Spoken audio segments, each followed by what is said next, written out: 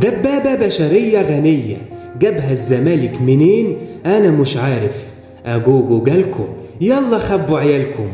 وده كان هتاف الزمالك الشهير عام 2008 وبعد انضمام أجوجو رسميا لنادي الزمالك.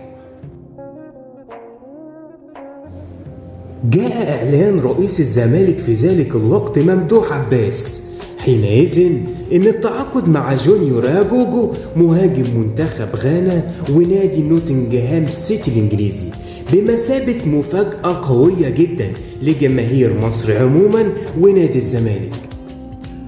نجح الزمالك في ضم أجوجو بعد دفع 7 مليون جنيه لصالح ناديه ليبرم عقدا مع اللاعب لمدة 3 سنين مقابل 350 ألف يورو في الموسم الواحد.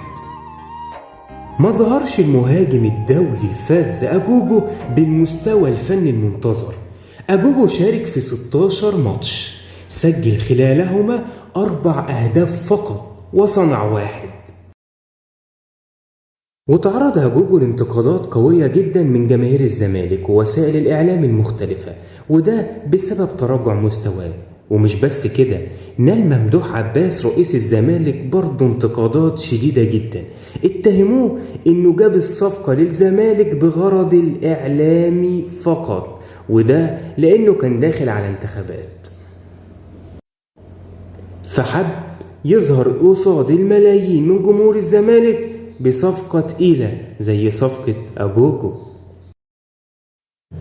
وفي النهاية أجوجو قضى مع الزمالك موسم واحد فقط وللنسيان.